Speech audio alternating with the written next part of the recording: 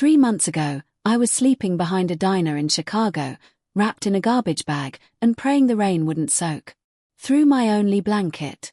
My name is Emily Ward, and at 29, I'd already lost everything: my home, my job, and the people I loved most. My husband, Ethan, ran off with my sister, Claire, and together they stole not just my career, but my entire life. I thought I'd hit rock bottom the day I started digging through dumpsters for food. But I was wrong. The night I walked into Street Mercy Shelter, I just wanted a warm bed and a meal. Instead, the intake worker froze when she saw my ID. Her hands began to tremble. "Your name is Emily Ward," she whispered. When I nodded, she locked the door, pulled down the blinds, and said the words that shattered everything I thought I knew. "We've been searching for you for 25 years. I used to think life had a rhythm you could trust. Work hard, love honestly, and the universe would reward you with peace. I was wrong. At 27, I thought I was living the dream. I had a stable job as a senior strategist at LuxEdge Marketing, a corner desk with a skyline view, and a husband who kissed my forehead every morning before I left for work. Ethan Hale, the man who once swore he'd protect me from everything, used to bring me coffee just the way I liked it, strong with a splash of cream. And then there was Claire, my older sister. Everyone adored her, the golden child, the effortless charmer. She had a way of making people feel like they mattered, even when she was quietly taking something from them. Still, she was my best friend. She helped plan my wedding, toasted us with teary eyes, called Ethan the brother I never had. But somewhere along the way, those eyes stopped tearing for me. It began with small things. Ethan started coming home later, smelling faintly of Claire's citrus perfume. She stopped by our apartment more often, sometimes to drop off wine, sometimes to help with Ethan's tech issues. I ignored the signs. Love makes you blind and family makes you foolish. Then one morning, my supervisor at LuxEdge called me in. "Emily," she said carefully, "we've received several complaints about account discrepancies. The partners think it's best you take a leave of absence."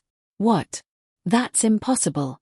My reports are clean," she sighed, sliding a file across the table. "I'm sorry, but the data suggests otherwise." Inside were fake invoices, all signed with my name. I stormed home, shaking, and found Ethan and Claire sitting on the couch. They didn't even look guilty. "Is this your idea of a joke?" I demanded, throwing the file down. Claire crossed her legs slowly, smiling. "It's not personal, Em. You were just in the way." "In the way of what?" "My future," she said, voice calm as glass, and his. Ethan didn't meet my eyes. "You're too emotional. You always have been." That night, I packed a bag, but there was nowhere to go. 2 days later, my position was officially terminated. My company laptop, phone, and ID card were disabled. My apartment lease, co-signed by Ethan, was abruptly cancelled. By the end of the week, my entire life had been deleted like an old email. I tried calling my parents, but Claire had gotten to them first. "Emily's struggling," she must have said. "She's unstable." Because when I finally did get Mom on the phone, her voice was strained and distant. "Sweetheart, maybe it's best you take some time to get help." Help. That word echoed in my head for weeks until I had nothing left but the cold, the silence, and the question that would haunt me later. Who was I really? Before they took everything. The first night I slept in my car, I told myself it was temporary. I still had my resume, my degree, and enough pride to believe I could rebuild. But reality doesn't care about pride or resumes. The second week, my car battery died. I sat there in the dark watching frost crawl across the windshield and realized that no one was coming to save me. I pawned my engagement ring for $80. It bought 2 days in a cheap motel and a handful of meals from gas stations. When the money ran out, I started walking from one Shelter to another, pretending I was just between apartments, pretending I wasn't terrified.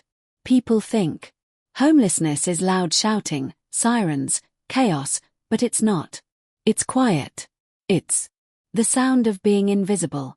You learn to stop making eye contact because people only see what they're comfortable seeing. A homeless woman in her 20s, too messy for sympathy, too young for pity. One night, I was standing outside a grocery store when someone called my name. Emily. I turned and froze. It was Mrs. Patterson, a former client from Lux Edge. "Oh dear," she said softly, eyes darting to my torn coat. "I heard what happened. You poor thing." Her smile faltered and she stepped back, clutching her shopping bag like a shield. That was the moment I learned there's something worse than hunger shame. By January, I'd lost 20 pounds and most of my hope. I kept a notebook from my old office job. I'd flip through it at night, tracing my handwriting, trying to remember the woman who used to sign contracts and lead meetings. She felt like a ghost. Then came the snowstorm. The temperature dropped to 14 degrees and my car had long since been towed. I tried to sleep under an awning behind a diner using trash bags for warmth. I remember thinking, if I close my eyes, maybe I just won't wake up. A voice woke me instead. "You'll die out here, sweetheart." It was an older woman in a red coat, Sister Marianne, a volunteer from Street Mercy Shelter. She handed me a cup of coffee and a card. "Go there. They'll take you in. No questions asked." I stared at the card for a long time that night. Street Mercy Shelter, 1432, Jefferson Street. The name sounded like a joke. Mercy wasn't something I believed in anymore. But when I woke the next morning, my fingers were blue from the cold and my body was shaking uncontrollably. I didn't have the strength to argue with fate. So, I started walking 4 miles through dirty snow. My boots soaked, my breath fogging like smoke. Every step felt like dragging a corpse my own. When I finally saw the faded red sign that said St. Mercy Shelter, I thought I'd reached the end of my story. But really, it was just the beginning. The shelter smelled like bleach and old coffee, a mix of safety and desperation. I stood in a line of strangers clutching plastic bags, waiting for my turn to sign in. The walls were painted pale yellow, but under the flickering fluorescent lights, everything looked grey. When it was finally my turn, the woman at the desk smiled automatically. Her name tag read, Joyce Morleary, Intake Supervisor. Name? She asked, her voice professional but kind. Emily Ward, I said, handing her my ID. Her fingers froze mid-type. The smile faded. She looked at the screen, then at me, then back again like she was trying to solve a puzzle she didn't want to finish. Date of birth, April 9th, 1996. Her pupils dilated. And place of birth, Portland, Oregon. She swallowed hard. Then whispered, "Could you wait here a moment?" Before I could respond, she stood so abruptly her chair slammed against the wall. She hurried to a back office, leaving me alone with the sound of the humming computer and murmurs from the other residents. Someone behind me joked, "Guess she found your secret file, huh?" I tried to smile, but my heart was hammering. Then I heard it, the sharp click of a lock. The door to the lobby had been bolted from the inside. Joyce returned a minute later, pale and trembling. She reached up and pulled the blinds shut one by one. The room darkened. People started murmuring. Nervously. I said, my throat tightening. "Is there a problem?" She didn't answer. She picked up the phone instead. Her voice was low but urgent. "This is Intake Station 12, she said. "Authorization code 7. Alpha 9. We found her," Emily Ward confirmed. She paused. "Listening." "Yes, I'm certain." "Locking down now." My stomach dropped. "Found me." "Found me for what?" Joyce hung up slowly, her eyes never leaving my face. I whispered. What's going on? She sat down across from me, folding her, shaking hands together. Emily, she said carefully, I need you to stay calm. Do you have any reason to believe someone might be looking for you? I almost laughed. I'm homeless. No one's looking for me. Joyce blinked fast, then reached into a locked drawer and pulled out a manila folder sealed with red tape. On the front, I caught the words, Testament Program, Subject 9, Classified head before she flipped it open. There was a photograph of a baby, maybe 3 or 4 years old, with a crescent-shaped birthmark on her shoulder. The same birthmark I had. Joyce's voice shook as she spoke. Emily, according to this file, you're not supposed to exist. You died 25 years ago. The room seemed to tilt. My hands went numb. That's impossible, I whispered. But Joyce just looked at me with something between fear and awe and said the words that made the air leave my lungs. We've been searching for you for 25 years. For a long moment, I couldn't speak. My brain felt disconnected from my body. You're joking, I finally whispered. This is some kind of sick mistake. Joyce didn't smile. She slid the folder toward me, her trembling fingers leaving faint smudges on the paper. Please look for yourself. Inside was a birth certificate. Name, Lydia Cross. Date of birth, the 9th of April, 1996. Mother, Dr. Evelyn Cross, biochemist, Testament Research Facility. Father, classified. My throat went dry. That's my birthday. Joyce nodded. I know. She turned another page. A photo of a toddler with a crescent birthmark on her left shoulder. My shoulder. My birthmark. I slammed the folder shut. This is ridiculous. My parents are David and Margaret Ward. I grew up in Portland. I went to Lincoln Elementary. Joyce leaned forward, voice gentle but steady. Emily, those weren't your parents. They were your guardians. Your mother, Dr. Evelyn Cross, worked for a classified government project called Testament. 25 years ago, there was a lab explosion. 2 confirmed dead. 1 child missing. That child was you. I stood up, shaking my head. No, I'm not some experiment. I'm just the words wouldn't come. Joyce reached across the table and pressed something into my hand. A silver locket. Inside was a tiny photo. A young woman in a lab coat, dark hair tied back, smiling down at a baby. With my eyes. She left this behind, Joyce said softly. It was found in the ruins of the lab.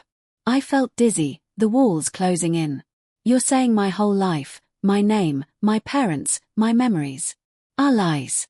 Joyce's eyes filled with tears. Not lies, protections. I sank back into the chair, my pulse thrumming in my ears. Why me? What was she protecting me from? Before Joyce could answer, her phone buzzed. She answered, her face tightening. Understood, she whispered, then hung up. They're on their way, she said. Federal agents, 2 teams, 1 official, 1 not. Some want to protect you, others. She didn't finish. A chill ran through me. Others? What? Others might want you gone. I gripped the folder so tightly the paper cut my palm. You said she worked for the government. What did she do? Joyce hesitated, then opened another section of the file. Technical reports filled with medical jargon. Your mother was part of a classified biogenetic enhancement program.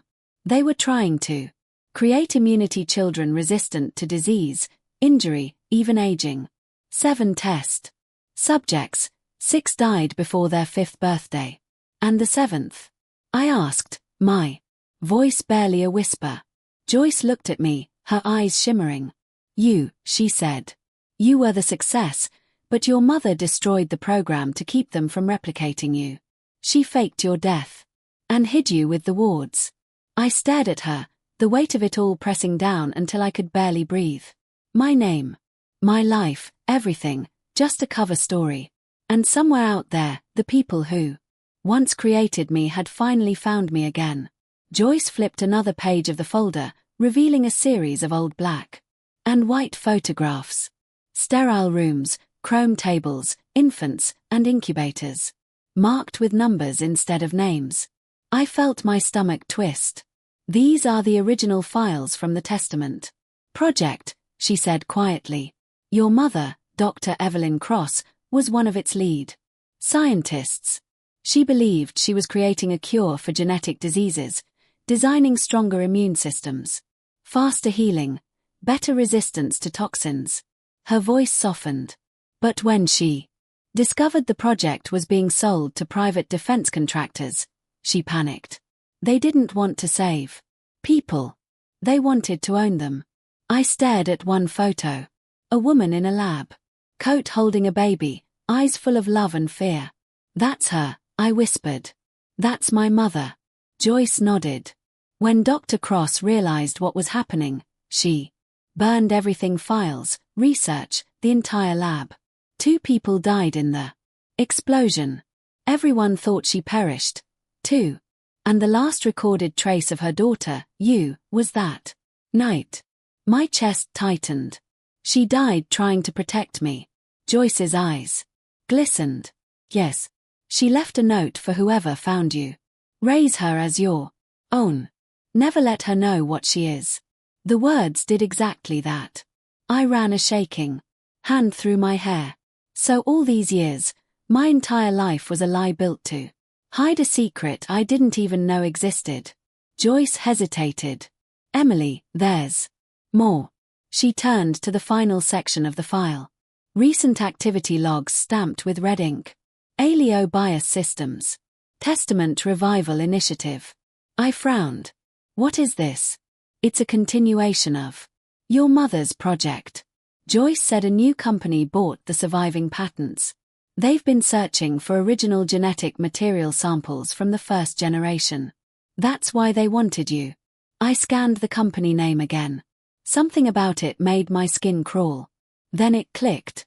Alio, I whispered. That's Ethan's company. Joyce looked startled. Your husband. Ex-husband. I corrected bitterly. He works under his father, Richard Hale. He said they did tech and biomedical logistics. Joyce's expression darkened. Richard Hale was one of the investors in the original Testament project. He's been looking for Dr. Cross's research for decades. The realization hit like a thunderclap. Ethan hadn't just betrayed me for greed or lust. He'd been after me the whole time. All those coincidences, my firing, the stolen files, the fake accusations. It wasn't about destroying my reputation. It was about eliminating my cover. I slammed my hand on the table. So, they set me up, drove me out to flush me into the open. Joyce nodded grimly, and they succeeded. A cold fury rose inside me, sharper than fear. Where are they now? Before she could answer, headlights cut through the window blinds. 3 black SUVs pulling up. Outside the shelter, Joyce's voice dropped to a whisper. Emily, listen to me. They found you. My blood ran cold. Who? Joyce met my eyes, her voice trembling. Your husband, your sister, and the man who built the world that destroyed your mother. The shelter. Lights flickered as engines roared outside. Tires screeched against wet asphalt. Joyce rushed to the window and peeked through the blinds. Her face turned pale. They're here, she whispered. I followed her gaze. 3 SUVs had pulled up in front of the building. Black suits stepped out first, men with earpieces and the kind of calm that comes from being armed. And then I saw them. Ethan, Claire, and behind them, an older man I recognized from a framed photo that used to sit on our mantel. Richard Hale, Ethan's father, founder of Alio Bias. My stomach twisted. They came themselves. Joyce nodded, backing away. They don't trust anyone else with you. The front door burst open. The air filled with the smell of cold rain and gunmetal. Ethan stepped inside first. His smile practiced the same one he'd worn when he told me he loved me. Emily, he said softly, like we were meeting at home. You've caused quite the stir. I stared at him. You destroyed my life. He chuckled. Your life was borrowed. Sweetheart. We're just taking back what's ours. Joyce moved in front of me. She's under federal protection now. You need to leave. Ethan's gaze slid to her, sharp as glass. This is above your clearance level. Richard Hale entered, tall, silver-haired, every inch. The corporate king. He held up a file identical to mine. Dr. Evelyn Cross's legacy belongs to us, and so does the asset she left behind. I'm not an asset. I snapped. I'm a person. He smiled thinly. You're both. And we need you back where you belong. Claire stepped forward then, wearing my old coat, the one she'd borrowed years ago. And never returned. Her eyes were unreadable. Don't make this harder than it has to be. Come with us. You'll be safe. I laughed bitterly. Safe with you. You sold me out before you even knew who I was. Don't you get it? She said, her voice cracking. They were going to find you eventually. At least this way we're on the winning side. Ethan reached into his pocket and produced a syringe filled with clear liquid. A sedative, quick, painless. You'll wake up in a secure facility surrounded by people who understand what you are. Joyce's voice trembled. She's not going anywhere with you. He smirked. And who's going to stop us? That's when the shout came from the hallway. FBI, step away from her. The world exploded into chaos. Agents poured in through the side door. Black vests, drawn weapons. Laser sights flashing across the room. Ethan spun around, gun in hand. Joyce grabbed my wrist and yanked me behind a desk as bullets cracked through the walls. Move, she shouted. We crawled toward the rear exit, glass raining from the windows. I could hear Ethan yelling over the gunfire. We need her alive. A bullet grazed my arm, a searing pain followed by warmth running down my sleeve. I bit back a scream. Joyce kicked open the back door, shoving me into the alley. Sirens wailed in the distance. A black SUV screeched to a halt in front of us. The driver's door swung open and a man stepped out tall, trench coat flapping in the wind, badge glinting. Director Mason Blackwood, Miss Ward, he barked. Get in. Joyce helped me climb into the back seat as Blackwood slammed the door and hit the gas. The tires squealed, launching us into the rain-slick streets. For a long moment, no one spoke. My arm throbbed, my heart pounded, and my brain felt like it was catching up to reality in fragments. Finally, I whispered, "What am I?" Blackwood's eyes met mine in the rearview mirror. You're proof that Dr. Cross's experiment worked. Your cells regenerate 10 times faster than normal. You could cure diseases people have died from for centuries. I shook my head. So, they wanted to own me. Use me. Yes, he said simply. Alio Biosystems doesn't want to cure illness. They want to sell immortality. I stared out the window as we sped past the blurred glow of city lights. Rain streak across the glass like tears. My mother died trying to stop them. She succeeded for 25 years, Blackwood said. Now it's your turn. The words hit deep. Not a threat, not a command, but a choice. I pressed my bleeding arm against my chest and looked back at the road disappearing behind us at the shelter where everything I believed about myself had burned away. I'm done running, I said quietly. Blackwood's eyes softened in the mirror. Then you'd better be ready, Emily, because the war your mother started isn't over. And somewhere behind us, through the smoke and sirens, I could still hear Ethan shouting my name. Not out of love, but fear. As the empire he'd built on lies began to crumble. For the next 72 hours, I lived like a ghost.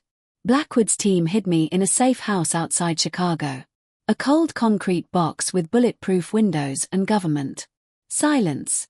My wound healed faster than anyone expected. The doctors whispered about accelerated tissue regeneration. I didn't care what they called it. I just wanted my life back. On the third night, Blackwood came in carrying 2 folders. He dropped them on the table, one labeled New Identity, the other case file. Alio Biosystems. You have a choice, he said. You can disappear. New name, new country, never look back. Or, you can help us finish what your mother started. I stared at the helipile.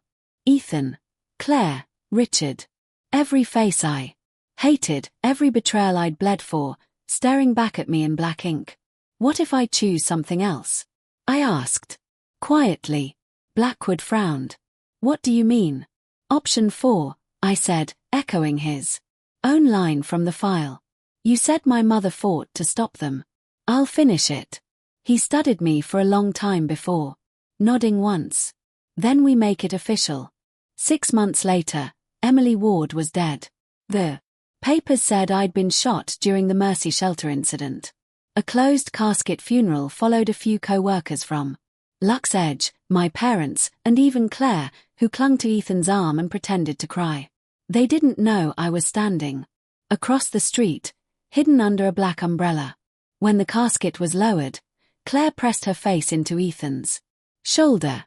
He whispered something that made her laugh. I smiled grimly. The obituary described me as a bright young woman taken too soon. I wanted to believe that was true, that part of me really had died that night. Because the person who replaced her had a different name, a different purpose, and nothing left to lose. I became Alyssa Grant, a consultant in biomedical logistics, an identity crafted by Blackwood's division, complete with credentials, degrees, and a resume designed to seduce the corporate elite. 3 months later, Alio Biosystems hired me directly under Richard Hale himself. Alio's headquarters was everything I remembered. About power, glass, steel, and quiet fear. I moved through it like a ghost. Smiling, shaking hands, listening. Ethan didn't recognize me. My hair was darker. My eyes disguised behind lenses. My voice tempered by control. But there was one moment, one flicker, when his gaze lingered too long, and I saw a shadow of doubt. That doubt was enough.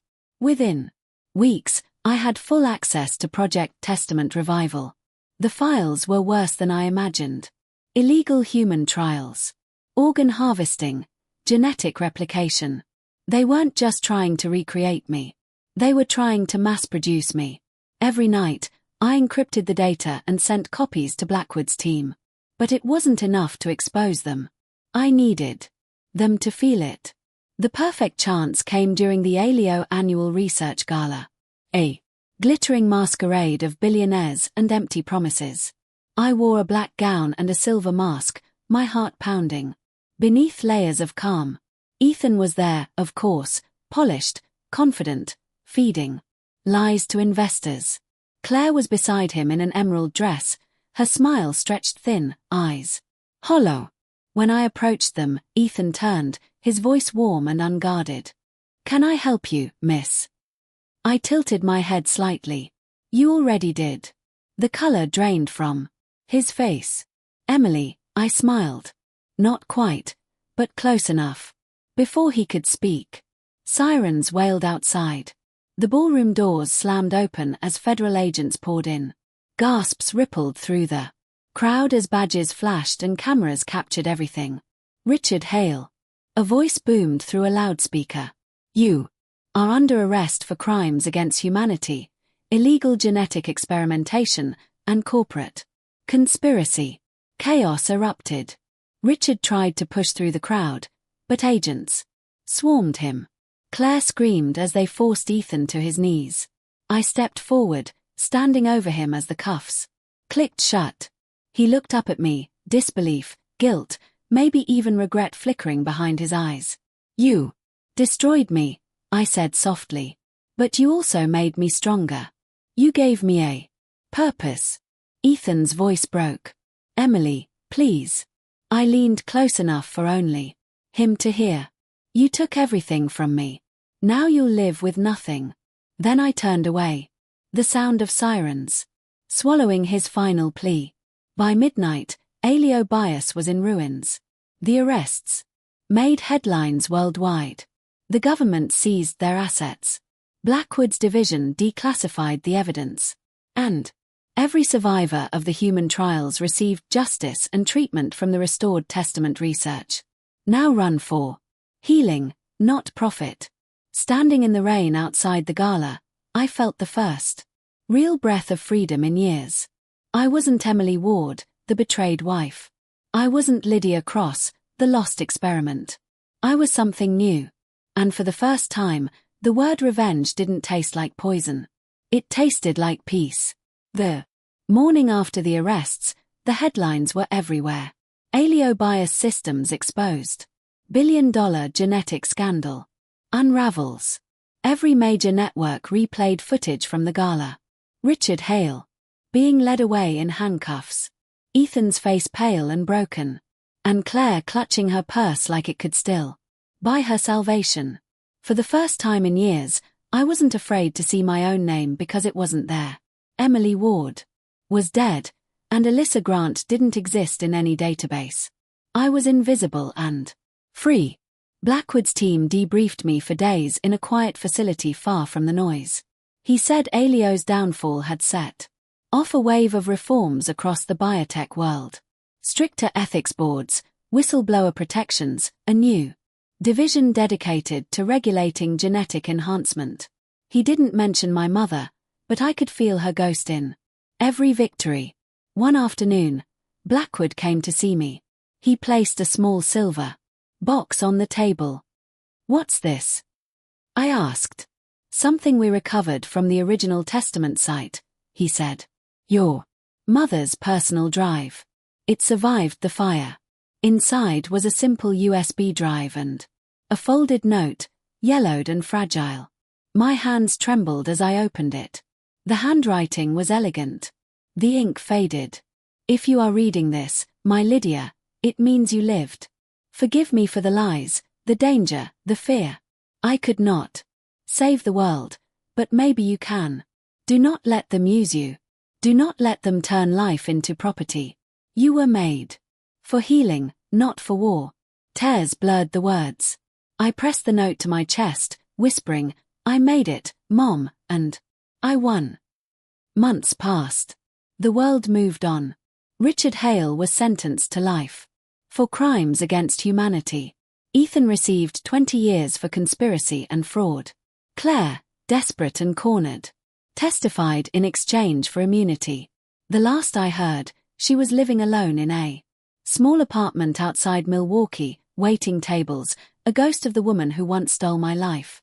As for Joyce Morleary, she refused every interview and went back to her work at Street Mercy Shelter. The government awarded her a medal, but she never mentioned it.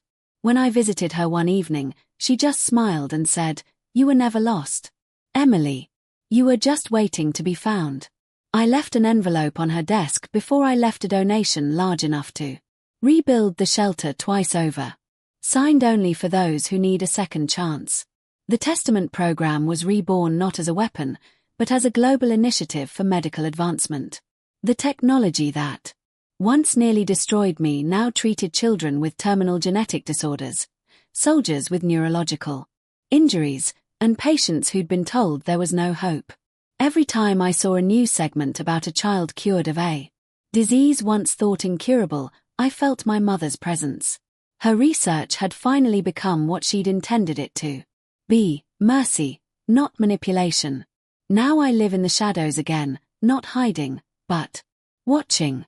I travel between research facilities under the name Alyssa Grant, coordinating the ethical transport of experimental treatments.